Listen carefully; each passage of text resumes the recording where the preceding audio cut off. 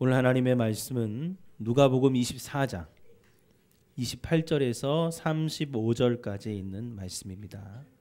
신약 성경 141쪽에 있어요. 다 찾으신 줄 알고 봉독해 드립니다. 그들이 가는 마을에 가까이 가매 예수는 더 가려 하는 것 같이 하시니 그들이 강권하여 이르되 우리와 함께 유하사이다. 때가 저물어 가고 날이 이미 기울었나이다 하니 이에 그들과 함께 유하러 들어가시니라. 그들과 함께 음식 잡수실 때에 떡을 가지사 축사하시고 떼어 그들에게 주시니 그들의 눈이 밝아져 그인 줄 알아보더니 예수는 그들에게 보이지 아니하시는지라. 그들이 서로 말하되 길에서 우리에게 말씀하시고 우리에게 성경을 풀어주실 때에 우리 속에서 마음이 뜨겁지 아니하더냐 하고 곧 그때로 일어나 예루살렘에 돌아가 보니 11 제자 및 그들과 함께한 자들이 모여 있어 말하기를 주께서 과연 살아나시고 시몬에게 보이셨다 하는지라.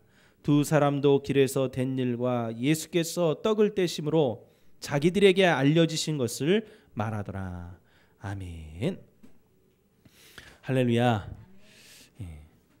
지금 다시 코로나19의 변이종인 오미크론이 좀 기승을 부리고 있어서 여러 가지로 지금 많이 힘든 그런 상황입니다. 의료진도 부족하고 병상도 부족하고 또 확진자들이 계속 나오고 있는 이런 상황 속에 통제가 전혀 되지 않고 있어요. 하지만 오늘 우리가 모여서 예배를 드리는 이유는 하나님 앞에 예배 드리는 것이 우리 목숨보다도 중요하고 하나님을 사랑하는 것이 우리가 당연히 마땅히 해야 될 일이기에 오늘 우리가 이 자리에 모였고 예배를 드립니다. 하나님 앞에 예배 드리는 저와 여러분들의 삶에 하나님의 귀한 은혜와 복이 넘쳐나기를 간절히 축원합니다. 또한 이 방송을 시청하고 있는 우리 시청자 여러분들에게도 하나님께서 날마다 은혜와 복을 부어주실 줄 믿습니다. 자, 오늘은 내 삶의 현장은 이라는 제목으로 여러분들에게 말씀을 잠깐 증거하려고 합니다. 예수님은 과거에 계셨던 분이고 또 2000년 전에 이 땅에 오셔서 또 하늘로 승천하시고 멀리 하늘에만 계신 그러한 분이 아니라 바로 오늘 지금 이 자리에 우리와 함께 하시는 분이십니다. 주님은 현재 우리의 삶에 함께 하셔서 우리를 도우시고 당신을 나타내어 주십니다. 하나님께서 아브라함이나 모세에게 나타나셔서 말씀하실 때에도 내가 너와 함께 했었다 라고 성경에 기록되어 있지 않고 내가 너와 함께 있고 함께 한다라고 기록을 하고 있어요. 자, 이것은 하나님은 아브라함과 모세와도 현재형으로 함께 하셨음을 말해줍니다. 그러니까 하나님은 과거에 살아있던 분이 아니라 아브라함이 있었을 당시에도 아브라함과 현재로 함께 하셨고 모세가 있었을 당시에도 모세와 현재로 함께 하셨고 오늘 지금 이 자리에 예배드리는 저와 여러분들에게도 하나님은 현재로 함께 하신다는 얘기죠. 그런데 우리는 항상 주님을 멀리서 찾고 있습니다. 주님은 과거에서부터 미래까지 영원히 현재형으로 우리와 함께 하시는데 우리가 삶의 현장에서 주님의 목소리를 주님의 모습을 발견하지 못한다면 우리는 귀머거리죠. 눈동장님입니다. 지금 하나님이 우리와 함께 하시는데 그 하나님을 만나지 못한다면 어떻게 우리가 하나님을 만난 자라고 할 수가 있겠습니까? 사랑하는 여러분, 우리는 우리의 삶의 현장에서 주님을 만나야 됩니다. 그래야 우리의 삶에 주님이 역사하실 수가 있어요. 그래야 우리의 삶이 주님을 만남으로 변화된 삶을 살 수가 있는 것입니다. 그래야 우리가 주님을 증거할 수가 있어요. 교회에서는 주님을 만나는 것 같지만 삶의 현장에서 만나지 못한다면 하나님의 자녀들인 우리에게 이보다 슬픈 일이 없는 겁니다. 삶의 현장에서 주님을 만나는 저와 여러분들 되시기를 바랍니다. 자, 오늘 제가 읽어드린 본문의 말씀은 예루살렘에서 엠마오라고 하는 마을로 가고 있는 두 제자에게 십자가에서 죽으셨지만 사망 권세를 다 이기시고 부활하신 그 주님께서 함께 길을 걸어가면서 얘기하는 장면을 오늘 보여주고 있습니다. 이 두 제자는 눈이 가리워져서 같이 가는 사람이 주님인 줄을 모르고 얼굴에는 슬픈 기색을 하고 가고 있었어요. 그래서 주님이 왜 그러느냐 하고 물었더니 예루살렘에서 있었던 일을 얘기합니다. 자신들이 쫓던, 내가 쫓던 나사렛 예수가 능력이 있고 이스라엘의 구원자라고 알고 있었는데 그가 십자가에 못 박혀 죽어버렸다는 거예요. 그런데 예수님이 말씀하신 사흘이 지났는데도 부활하지 않아서 우리가 실망하고 좌절해가지고 예루살렘을 떠나고 있었다는 것을 오늘 말해주고 있습니다. 그래서 예수님이 길을 가면서 성경 말씀을 들어서 그들에게 설명을 해주십니다. 그들과 함께 마을에 도착하여 같이 그곳에 머물자고 권했습니다. 그리고 음식을 먹으려는 그때 갑자기 그들의 눈이 밝아졌어요. 그러자 자신들과 함께 오셨던 그분이 예수님이신 줄을 깨닫고 돌아봤지만 예수님은 계시지 않았습니다. 어디에도 보이지 않았어요. 그래서 이 두 제자가 그 즉시 예루살렘으로 가서 예수님의 부활하심을 보고 그들이 제자로서의 삶을 살게 되는 것을 오늘 본문은 우리에게 말해주고 있죠. 자, 이것을 통해서 우리가 깨달아야 될 것이 뭘까?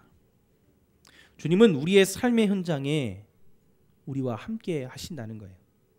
그 주님을 발견하게 되자 실망하며 슬퍼하던 예루살렘을 떠났던 그 제자들이 변화되어서 예루살렘으로 돌아가서 주님의 살아계심을 증거하는 증인의 삶을 감당했다는 사실입니다. 오늘 우리도 마찬가지예요.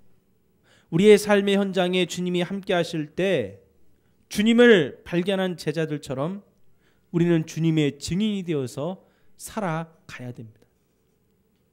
그러면 예수님께서 우리와 함께 하시는 삶의 현장이라는 것이 도대체 어디일까? 우리가 생활하는 가정이라든지 또 내가 다니는 직장이라든지 우리가 있는 모든 것을 말하고 있어요. 여기가 우리가 알고 있는 삶의 현장이요, 주님이 함께 하신 곳입니다. 그런데 오늘 본문을 보면은 엠마오로 가던 이 두 제자들에게 있었던 예루살렘도 예수님이 계시는 곳이었어요.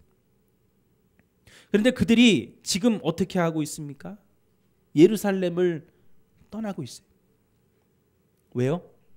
오늘 21절에서 24절에 보면은 우리가 읽진 않았지만 자신들의 기대가 무너지고 예수님이 부활하신다는 그 약속이 이루어지지 않았기 때문에 좌절한 것입니다. 우리의 삶의 현장이라고 생각하는 가정과 직장과 학교와 내가 다니는 모든 곳에서 주님을 발견하지 못하거나 시험에 들거나 좌절하게 되면 그 삶의 현장은 엠마오로 가던 두 제자들이 떠난 예루살렘과 똑같은 거예요. 여러분, 다시 한번 말씀드리면 여러분들 우리의 삶의 현장은 가정일 수도 있어요. 직장일 수도 있어요. 여러분들이 다니는 학교일 수도 있어요. 그곳에 주님이 계셔요. 그런데 우리가 그곳에서 주님을 발견하지 못한다면 오늘 우리는 엠마오로 가는 두 제자와 똑같을 수밖에 없다는 거예요. 예루살렘에도 예수님은 계셨어요. 근데 그들이 예수님한테 실망하고 좌절했단 말이에요. 지금 여러분들의 삶에도 예수님은 계십니다. 근데 내 기도를 이루어주지 않았다고, 하나님 제가 힘들 때 하나님은 어디 계셨어요? 라고 하나님 앞에 고통을 호소할 때 여러분들이 주님한테 실망한다면 주님이 여러분과 함께 하시는 그 하나님을 여러분들은 발견하지 못한 거예요.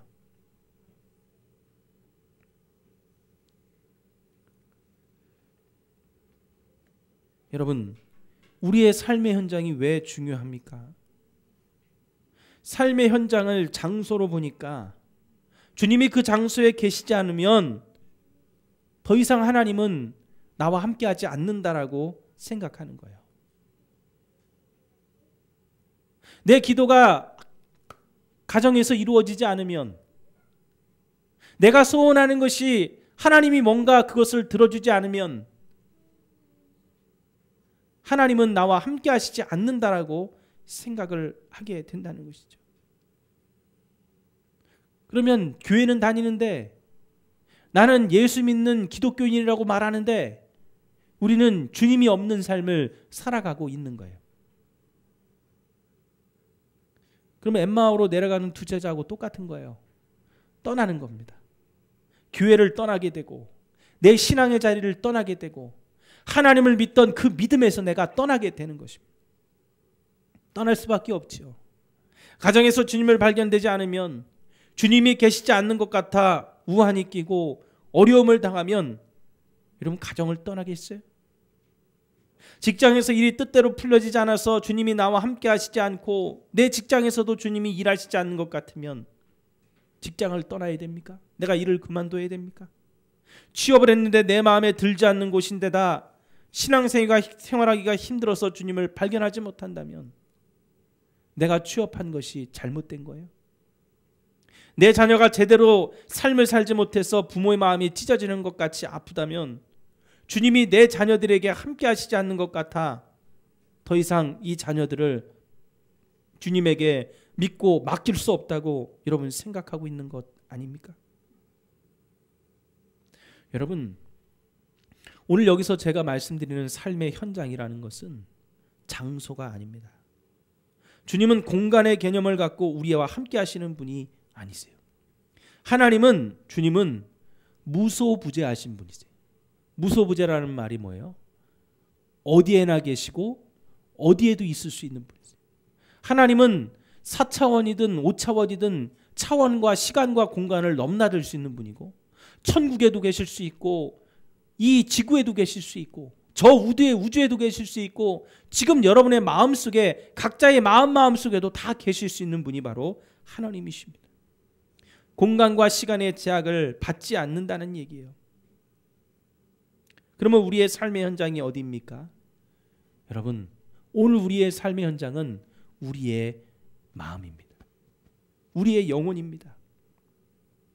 내 영혼과 내 마음에 주님이 함께 하시기에 그 현장, 내가 어디를 가든지 주님은 나와 늘 같이 계시는 거예요. 주님이 내 마음속에, 내 영혼 속에 계시면 내가 가정에 가면 가정에도 주님은 함께 계시는 거고, 내가 직장에 가면 출근해서 일할 때 주님이 그곳에도 함께 계시는 거고, 내가 학교에 가 있으면 그 학교에서 친구들과 놀 때도 주님은 나와 함께 계시는 겁니다. 주님이 계시는 삶의 현장이 여러분들이 어디라고 생각하십니까? 그냥 장소라고 생각하세요? 아, 내가 학교에 가니까 주님도 그냥 따라와서 거기에 같이 계신다고 생각하세요? 그러면 그 곳에서 내가 실망하고 자주 떠나면 주님은 나와 함께 하시지 않는 거네요. 그렇지 않아요. 주님은 오늘 우리의 마음에 들어오십니다. 여러분의 삶의 현장은 여러분의 마음이에요. 여러분의 영혼이에요. 그래서 주님이 그곳에 와 계시는 그 순간부터 어디에 가 있든지 주님은 늘 주님과 여러분과 함께 하시는 겁니다. 오늘 찬송가 438장을 우리가 불렀죠. 내 영혼이 은총 입어 라는 찬양입니다. 거기 가사 3절에 보면은 이런 가사가 있어요. 높은 산이 거친 들이 초막이나 궁궐이나 내 주 예수 모신 곳이 그 어디나 하늘나라. 할렐루야 찬양하세 내 모든 죄 사함 받고 주 예수와 동행하니 그 어디나 하늘나라. 주 예수를 모신 것이 단순히 장소가 아니라 여러분의 마음이 될 때, 우리의 삶의 현장이 그곳이 될 때 주님은 어딜 가든지 우리와 함께 하시고 역사를 하시는 겁니다. 자, 그러면 내 삶의 현장이 우리의 마음이고 영혼이라면, 그리고 주님을 그곳에 모시고 살아가려면 우리가 어떻게 살아가야 되는지 오늘 그것을 여러분들에게 말씀드리고 은혜를 나누고자 합니다. 먼저는 눈이 밝아져야 돼요. 오늘 31절에 보니까 이렇게 기록하죠. 그들의 눈이 밝아져 그인 줄 알아보더니 예수는 그들에게 보이지 아니하시는지라. 자, 지금 엠마오로 내려가던 두 제자가 예수님이셨는데 그분을 알아보지 못했어요. 그분과 같이 내려가다가 막 말씀을 들어 설명을 하시고 주막에서 막 이제 밥을 먹으러 가는 그때에 그들의 눈이 딱 밝아지는 순간 자기들과 함께 있던 분이 바로 예수님이라는 것을 깨닫는 것입니다. 자, 근데 여러분 좀 이상한 게 있죠.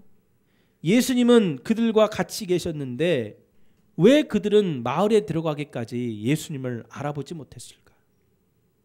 그것은 누가복음 24장 16절에 나와 있어요. 그들의 눈이 가리어져서 그인 줄 알아보지 못하거늘. 눈이 가리어져 있다고 오늘 성경은 얘기를 합니다. 자, 두 눈이 가리어졌다. 이게 무슨 말이냐?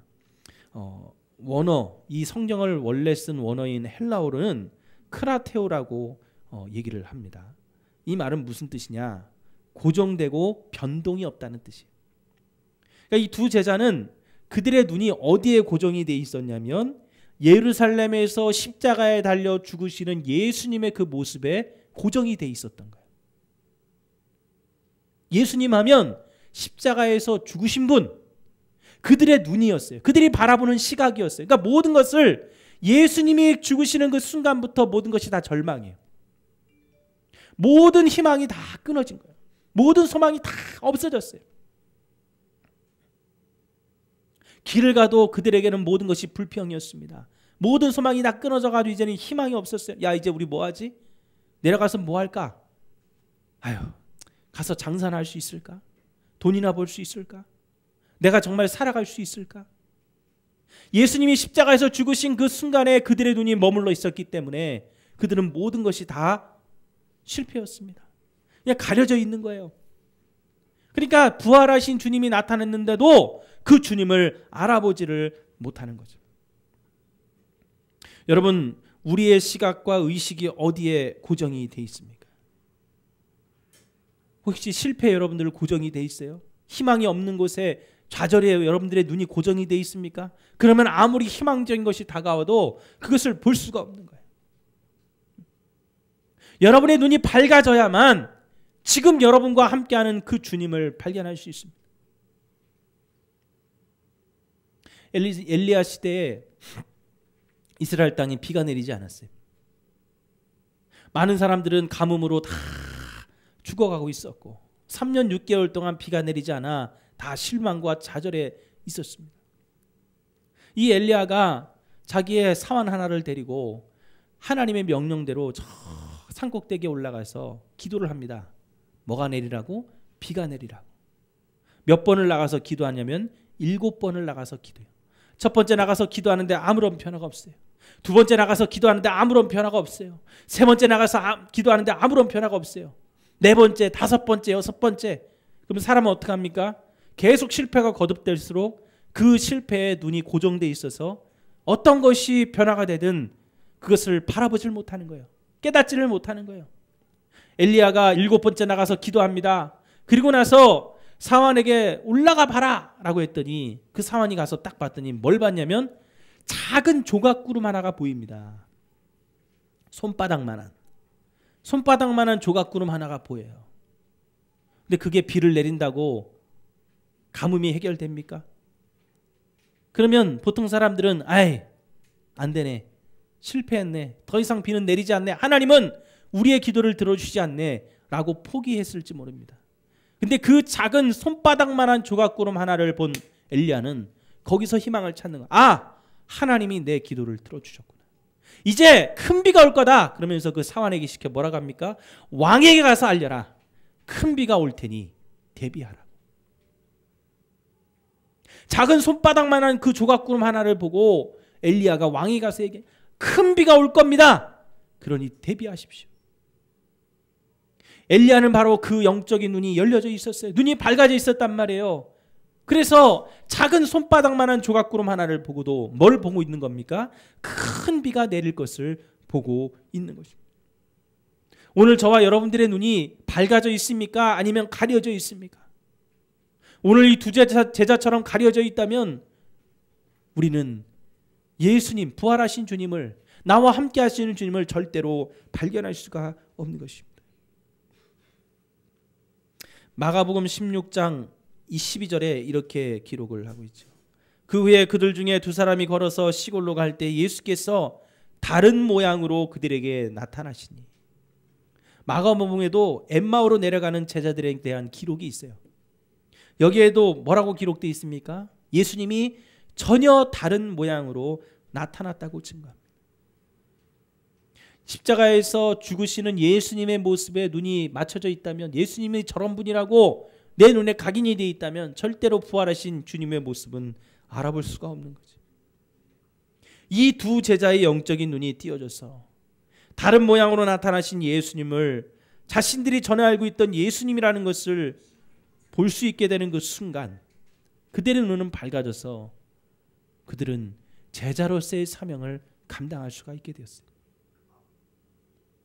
오늘 우리의 삶의 현장에서 주님을 만나고 주님과 함께 한다는 것은 우리의 영적인 눈이 밝아지는 것을 의미합니다. 사랑하는 성도 여러분, 오늘 여러분의 가려져 있던 눈에서 그 눈꺼풀이 다 벗어질 수 있는 저와 여러분들이 되기를 간절히 축원합니다. 예전에 실패했던 것에 여러분의 눈과 의식을 고정시키지 마세요. 언제든지 실패는 성공으로 바뀌어줄 수 있어요. 언제든지 좌절은 소망으로 바뀌어줄 수 있습니다. 하나님이 그렇게 만드실 겁니다. 여러분의 눈을 고정하지 말고 이제는 여러분과 함께 하시는 예수님을 여러분의 삶에서, 여러분의 마음속에서 발견할 수 있게 되기를, 그런 밝은 눈을 갖게 되기를 간절히 축원합니다. 두 번째로는 절망이 아니라 소망을 여러분 가져야 돼요. 오늘 33절에 보니까 곧 그때로 일어나 예루살렘으로 돌아가 보니 11제자 및 그들과 함께한 자들이 모여 있어. 이들이 주님을 알아본 즉시로 예루살렘으로 올라갔어요. 왜 갔습니까? 주님이 부활했다는 소망이 마음에 가득했기 때문입니다. 소망을 갖는다는 것은 참 중요해요. 예수님께서 부활했다는 소망, 이 소망이 두 제자를 엠마오라는 마을에서 예루살렘으로 돌아가게 했습니다. 예루살렘으로 돌아온 두 제자는 11제자와 그들과 함께 있는 자들과 모여서 예수님의 부활에 대해서 얘기하기 시작했어요. 주님이 부활하셔서 베드로에게 보이셨다는 말을 믿게 된 겁니다. 그 전에 여인들이 천사의 말을 듣고 왔을 때 직접 가보고도 믿지 않았던 그들이 이제 주님의 부활에 대한 소망을 가질 뿐만 아니라 믿게 되었습니다. 그리고 그들은 이제는 진짜로 주님의 제자로 쓰임을 받았어요. 여러분, 우리도 마찬가지예요. 절망을 가지고 있으면 그 절망에 붙들려 의심하게 됩니다. 의심하게 되면 좌절하게 되고, 좌절하게 되면은 하나님의 뜻은 없어요. 내 뜻이 더 중요한 거예요. 그런 사람은 삶의 현장에 주님을 모시고 살아가는 삶을 살 수가 없습니다. 아니, 내 마음속에서 나와 함께 하시는 주님을 발견할 수가 없는 거죠. 그러나 소망을 품은 사람, 소망을 가진 사람은 소망에 붙들려 앞으로 되어질 더 많은 일들을 감사하고 맞이할 수가 있는 것입니다.